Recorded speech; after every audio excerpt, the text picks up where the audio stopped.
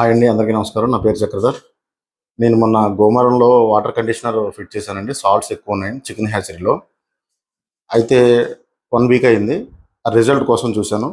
ఇది అవుట్పుట్ వచ్చిన తర్వాత వాటరు, ఇది ముందు వాళ్ళు ఉన్న వాటర్, ఈ రెండిట్లో సోప్ మిక్స్ చేశాను. దీంట్లో డిఫరెన్స్ ఏమొచ్చిందో చూద్దాం. ఇప్పుడు సోప్ మిక్స్ చేశాను అంటే సాల్ట్స్, వాటర్లో ఎక్కువ సాల్ట్స్ ఉన్నాయనుకోండి, వాటర్ సబ్బు ఇరిగిపోతుంది అనమాట. సబ్బు షాంపూ కానీ ఇరిగిపోతుంది, వాటర్లో డిజాల్వ్ అవ్వదు. సపరేట్ సాల్ట్స్ ఉండడం వల్ల అవ్వదు. ఇప్పుడు రెండింటికి చూద్దాం. చూడండి, ఈ వాటర్లో సోప్ అంతా పైకి వచ్చింది, వాటర్ అంతా కిందకి నీట్గా మారింది.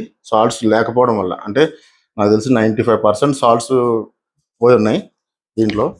ఇది ఎలా ఉన్నా అలాగే ఉంటుంది, ఎందుకంటే సాల్ట్స్ సోప్ని సపరేట్ చేస్తాయి, కరగనివ్వు, వాటర్లో కరగనివ్వు.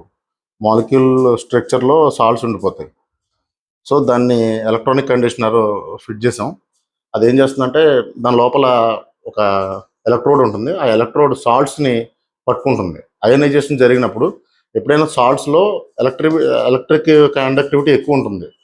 సో మనం కండిషనర్ వేసినప్పుడు ఈ సాల్ట్స్ అన్నీ దానికి అతుకుపోతాయి. సో ఇది బెస్ట్ సొల్యూషను. ప్రస్తుతానికి హైదరాబాద్ చుట్టుపక్కల ఉన్న చాలా కంపెనీలకి ఈ ప్రాబ్లం ఉంది. బాయిలర్లు యూజ్ చేసే వాళ్ళకి చాలా రస్టింగ్, స్కేలింగ్ వస్తుంది. ఇది చాలా వరకు యూజ్ అవుతుంది.